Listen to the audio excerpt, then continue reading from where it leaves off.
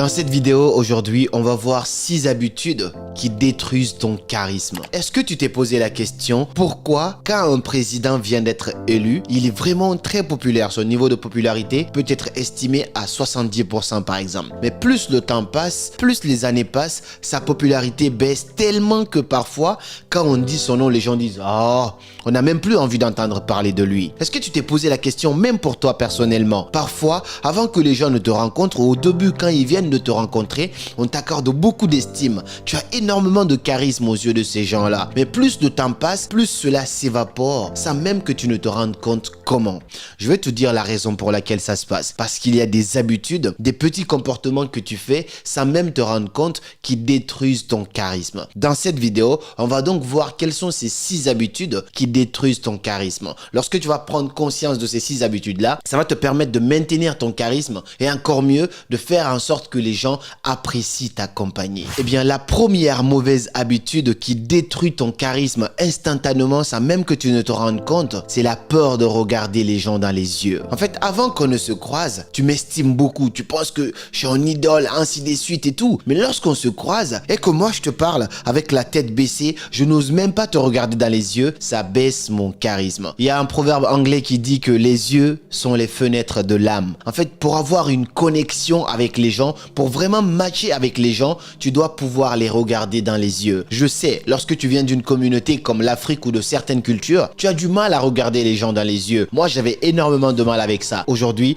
je me suis beaucoup, mais beaucoup amélioré. Franchement, la meilleure façon de connecter avec les gens, c'est de pouvoir les regarder dans les yeux. Même dans le jeu de la séduction. Aujourd'hui, ce n'est plus à la mode de dire à une fille, ouais, passe-moi ton numéro, donne-moi ça. Non. Et s'il y a vraiment un feeling dans les yeux, parfois certaines choses peuvent se passer dans un regard qu'on ne peut même pas expliquer. C'est comme ça que tu vas connecter avec les gens. Mais si tu n'oses pas regarder les gens dans les yeux, ça veut dire quoi? Ça veut dire que tu n'as pas confiance en toi, ça veut dire que tu caches quelque chose en particulier ou simplement ça veut dire que tu es en train de mentir. Donc le fait de baisser le regard renvoie en fait ces petits signes-là. Si tu veux vraiment maintenir ton charisme, les gens te considèrent et tout, ose regarder les gens dans les yeux. Bonjour. Et quand tu vois quelqu'un, laisse la personne baisser son regard. La personne qui baisse son regard se laisse dominer et la personne qui garde son regard prend le dessus en fait sur la situation. La petite astuce c'est quoi? Si tu n'oses pas regarder les gens dans les yeux, regarde les gens dans le front. Donc c'est comme si tu regardais dans les yeux, maintenant tu regardes dans le front. Au fur et à mesure que tu t'habitues à ça, tu vas pouvoir développer la vraie habitude de regarder les gens dans les yeux. Et la deuxième habitude qui détruit le charisme instantanément, eh ben c'est le mensonge. Moi je me suis beaucoup posé la question, pourquoi un président quand il vient d'arriver au pouvoir, il est adoré par beaucoup de personnes, aimé par beaucoup. Quand il prend la parole, tout le monde est là. Mais au fur et à mesure que le temps passe, on voit que quand il prend la parole, on commence à s'en foutre. Quand on parle de lui, les gens disent oh, laisse-lui là, ainsi de suite. C'est le fait de ne pas pouvoir tenir à ses promesses. En fait, la confiance, c'est la base en fait pour instaurer le respect. Et sans confiance, il n'y a pas de respect. Mais si toi, tu es quelqu'un qui ne tient pas à tes engagements, eh ben les gens ne vont pas te respecter. Pour la petite anecdote, récemment, j'ai dû résoudre un problème entre 2 personnes. C'était un grand et un petit. Tu vois un peu, c'est mon grand, c'est mon petit. C'était un peu cette histoire-là. Mais le petit, il respectait énormément son grand. Sauf qu'il a prêté de l'argent à son grand. Le grand, il a dit, je te rembourse ce week-end, par exemple. Le week-end est passé, il n'a pas remboursé. Plus de 1 mois, il n'a pas remboursé. Finalement, il est parti au Sénégal. Donc, le petit, il commence à lui réclamer l'argent. Lui, il a toujours des excuses. Ouais, ma banque ne fonctionne pas en ce moment pour les transferts internationaux, ainsi de suite. Finalement, ça frustre le petit. Moi, il m'en parle. Je connais les deux. Moi, tu me fais rentrer dans des situations comme ça, j'ai la solution. Moi, je lui dis quoi? Arrête de trouver des excuses. Si tu veux vraiment lui rembourser son argent, télécharge cette application PaySend. Et je t'en parle aussi toi aussi, parce que PaySend, c'est un service de transfert d'argent qui va te permettre d'envoyer de l'argent dans plus de 150 pays à des frais très réduits. Quand tu es dans ces pays comme le Sénégal, la Guinée, que tu veux envoyer de l'argent ici ou que tu veux envoyer d'ici à là-bas, dans tous ces pays en Afrique, dans plus de 150 pays, eh ben c'est rapide. Moi, je l'ai donné cette solution. Je dis franchement, si tu veux quand même le rembourser, il y a 1 million de solutions aujourd'hui pour envoyer de l'argent. Voici ce que moi je te propose. Parce que là, c'est une application avec laquelle je collabore depuis plus d'1 an. J'ai confiance, je sais qu'ils sont fiables, donc je les recommandé ça. Normalement, je sais plus où ils en sont aujourd'hui. Il faut que je les demande d'ailleurs parce que c'est très récent. Mais ça devrait normalement résoudre le problème. Si toi, tu recherches une application aujourd'hui pour ne plus te prendre la tête avec les frustrations, le retard, les questionnements, ainsi de suite, télécharge cette application. Je te mettrai le lien dans la description. C'est bien sûr un partenariat rapide, mais ça vaut le coup parce que si je t'en parle, c'est que moi, j'ai confiance. Lorsque tu dis à quelqu'un, je te rembourse tel moment, rembourse la personne à ce moment-là. Lorsque tu dis aux gens, je vais faire ça à tel moment, fais en sorte de le faire. Le fait de tenir à tes engagements fait que les gens vont te respecter. Et une personne charismatique, c'est une personne qu'on respecte bien évidemment. Et la troisième mauvaise habitude qui fait que ton charisme baisse considérablement, c'est c'est de ne pas maîtriser ton langage non verbal. Dans la communication, seulement 7% est verbal, donc de ce que tu sors de ta bouche. Tout le reste est non verbal et paraverbal. Quand je dis non verbal, ça dépend de comment tu me parles, ça dépend du ton de ta voix, ça dépend de ta posture, comment tu te tiens, ça dépend des petits gestes que tu fais avec la main. Il faut que tu aies un contrôle là-dessus. Mais si toi, moi je t'estime beaucoup, je t'accorde beaucoup de considération, beaucoup de respect, mais finalement tu me parles, t'as la tête baissée, je vais me dire, mais est-ce que c'est lui vraiment que j'estimais? Moi j'ai parfois des gens en call parce que j'ai des liens avec lesquels les gens peuvent prendre rendez-vous avec moi pour me parler. Donc tu réserves et puis parfois c'est moi-même qui t'appelle, il y a le lien. Peut-être que je te mettrai le lien un de ces jours dans une vidéo. Et donc ce qui se passe, c'est que j'appelle parfois certaines personnes, ils se disent, non, est-ce que c'est vraiment Karamo qui m'appelle? Et ben tu vois, là il y a un charisme qui est incroyable. Mais qu'est-ce qui va se passer si je ne sais pas parler? Si je suis là en mode ou que je prononce juste, mais il n'y a aucune articulation, il n'y a aucun pouvoir qui est imposé dans ma voix, forcément ce charisme-là va s'évaporer. Donc franchement, sache que la communication verbale, c'est que 7%. Tout le reste, c'est non-verbal et paraverbal. Donc fais attention à tes gestes, maîtrise ça, inspire confiance dans ta communication. Ça va faire que tu vas maintenir ce charisme que tu as mis autant de temps à développer. La quatrième mauvaise habitude, c'est la pire, mais vraiment la pire des pires, c'est de trop parler de toi, trop en dire sur toi. Il y a un proverbe d'un ancien philosophe qui s'appelait Épithète, que j'adore beaucoup, qui dit que ce n'est pas pour rien qu'on a 2 oreilles et une seule bouche. Ça veut dire qu'on devrait écouter 2 fois plus qu'on ne parle. Aujourd'hui, on est dans une société où les gens ont envie de trop parler d'eux, de raconter leur vie, parce qu'ils ne trouvent pas trop de sens à leur vie. Du coup, dès qu'ils voient la première personne, ils vont commencer à balancer toute leur vie à cette personne-là. Et au final, ça se répète de fil en aiguille. C'est très dangereux d'exposer toute ta vie. Laisse les gens se poser des questions à propos de toi. L'une des vraies clés du charisme, c'est de pouvoir être mystérieux. Mystérieux, ça veut dire que on ne sait pas tout sur toi. Il y a toujours 1, 2, 3 choses que les gens ne savent pas à propos de ta vie. Mais aujourd'hui, les gens sont sur les réseaux sociaux parce qu'ils veulent être connus pour faire du buzz. Ils racontent absolument toute leur vie. On sait le nombre d'enfants qu'ils ont, le nombre de femmes, tout, absolument tout, le nombre de voitures, ainsi de suite. Ça, c'est très dangereux. Tu dois parfois apprendre à garder certaines choses pour toi,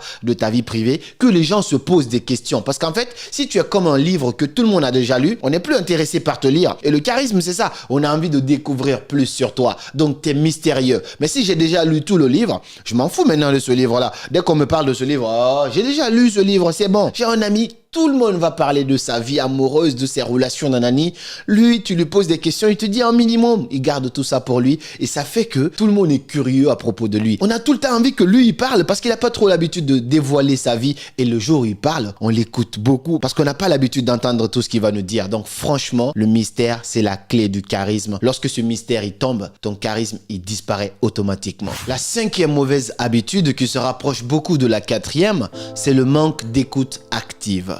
En fait, il y a 2 façons d'écouter les gens. On peut soit écouter les gens, ils sont en train de nous parler, on est là sur notre téléphone, oui, je t'écoute. Ça, c'est vraiment un manque de respect et ça fait mal à la personne qui est juste à côté. Imagine, la personne te parle de quelque chose de très important. Toi, tu es là à côté, voilà, tu es en train de manger, tu es là sur ton téléphone, tu n'écoutes pas la personne, ça fait très mal. Ça, c'est la première façon d'écouter quelqu'un. La deuxième façon d'écouter une personne, c'est écouter activement cette personne. C'est écouter la personne avec tes oreilles et écouter ses sentiments avec ton cœur. Tu prêtes toute ton attention, tu poses ton téléphone à côté, tu écoutes la personne et parfois même, pour montrer à l'autre que tu es avec lui, tu lui poses encore des petites questions sur ce qu'il t'a dit et ça fait que les gens vont encore beaucoup t'accorder de la valeur et vont te respecter. Donc tout ça induit en fait le fait que tu vas devenir très charismatique. Cette personne aura tout le temps maintenant envie que toi tu sois là. Bien sûr, le but c'est pas d'être un sac à émotions où tout le monde va balancer pour lui, mais de temps en temps, c'est très important d'accorder de l'importance aux gens qui sont en face de toi, de les écouter. Moi, je connais des familles et franchement, je respecte ça.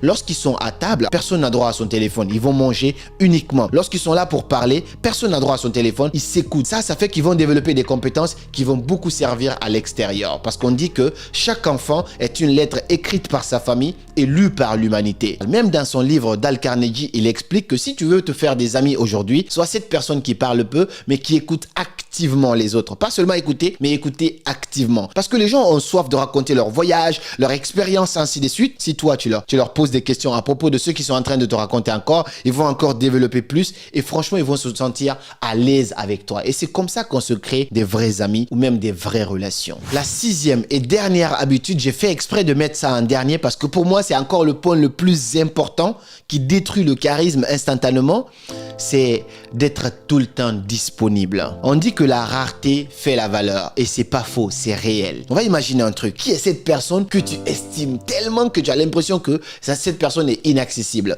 Je sais, il y en a qui vont dire Ronaldo, il y en a qui vont dire Barack Obama, il y en a qui vont dire Karamo, il y en a qui vont dire Sudei, Philippe Simon, peu importe. Mais imagine cette personne que tu estimes énormément. La première fois que tu vas parler au téléphone avec cette personne, tu vas trouver ça incroyable. La première fois que tu vas voir cette personne en face, tu vas trouver ça incroyable. Cette personne a tellement de mythes, ainsi de suite. Mais si tu le vois la deuxième fois, ça ne sera pas comme la première fois. On est d'accord? Donc les excitations, nanani, nanana, ça sera plus du tout pareil. La troisième fois, c'est encore pire. Tu vas commencer à le prendre comme étant une personne basique, alors qu'avant, tu le voyais comme étant une personne extraordinaire. La quatrième, la cinquième, la sixième fois, ce charisme disparaît totalement. Tu vas le prendre vraiment comme une personne lambda. Tu vas même oublier que c'était une star. Et c'est exactement ce qui se passe avec le charisme. La rareté fait la valeur. Arrête d'être tout le temps disponible partout et à tout moment. Parfois, tu dois pouvoir t'absenter pour que ta présence se remarque. Arrête d'aller à toutes les soirées, partout. Arrête d'aller à toutes les invitations. Parfois, même si tu as envie de venir, dis non, je peux pas, je suis occupé. Non, aujourd'hui, il faut que je me repose. Non, il faut que je bosse sur ça. Quand tu t'absentes, ta présence finit par se faire remarquer. Et parfois, tu ne te sens pas considéré. Ça peut encore jouer en ta faveur. Lorsque ta présence n'est pas considérée, fais en sorte de faire remarquer ton absence. Et si ton absence ne se fait pas remarquer, c'est que ta présence n'a jamais compté. Donc ça, c'est pas un entourage pour toi. Voici les 6 habitudes qui détruisent instantanément le charisme d'une personne. J'espère que ces 6 points-là t'ont aidé. J'ai hâte de te lire dans les commentaires par rapport aux 6 points-là. Quel est le point que toi, tu trouves le plus pertinent? Quel est le point qui détruit le charisme instantanément pour toi? Hâte de lire tout ça dans les commentaires. Et puis, on se dit à très bientôt pour de nouvelles vidéos. Et comme toujours, c'était Karamo. Suivez vos rêves. Ils connaissent le chemin.